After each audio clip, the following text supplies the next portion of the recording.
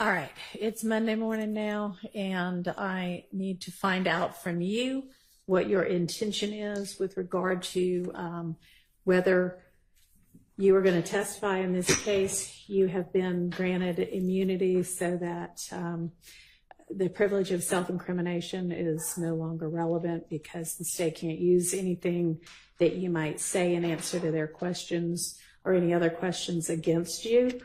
And you have been instructed with the benefit of counsel as to the consequences if you don't testify. So I'm asking you now what your intention is.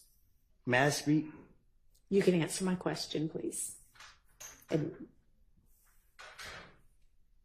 So you're under subpoena. The state intends to question you. Are you going to answer any of those questions? Are you going to testify in this case? Well, Your Honor, I've been pressured from the get-go.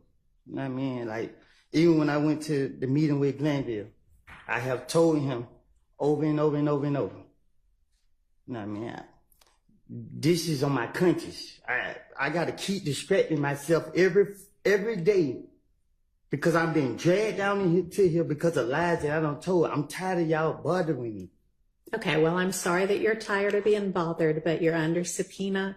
It's a valid court order. So your decision at this point is, yes, I will abide by the subpoena and testify, or no, I will not abide by the subpoena and the immunity order, and I will be held in contempt for my refusal and put in jail. So which is your decision? But I did the time for all my crimes that I was caught for. Sure, this would not be any kind of punishment for any crimes you may or may not have committed. This would be that you have been ordered by a court to testify, and if you refuse to testify, you're held in contempt. You're saying, I refuse to listen to the court's order and obey it. And it is not a punishment, it is an incentive to have you change your mind and obey the court order. So which is your decision?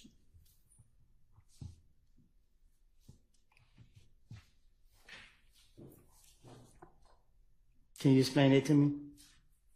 So we talked about it. It's the same thing that Glenville doing to me? It is the same order that is still in control. You have a subpoena for your testimony. That is a court order. You also have a court order that says anything that you say can't be used against you other than if you get on the stand and lie and it amounts to perjury, you can be charged with that or with false statements.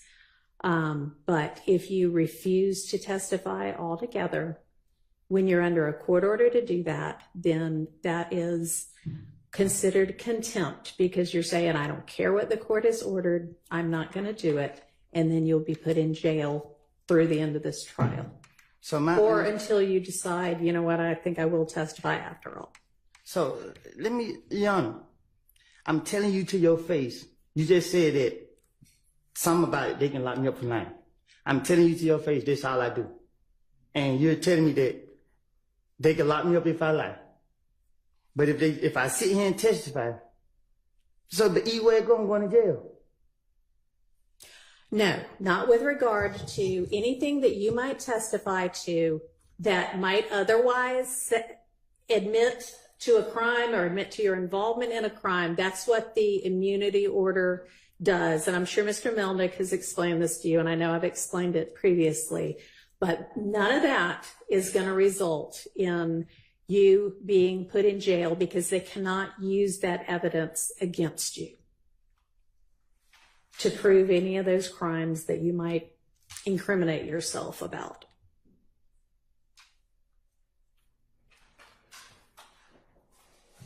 So are you going to testify or not?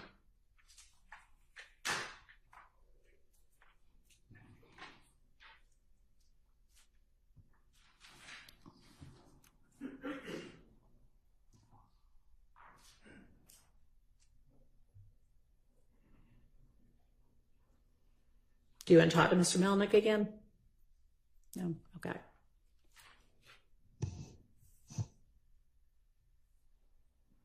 All right. Okay. All right. Thank you.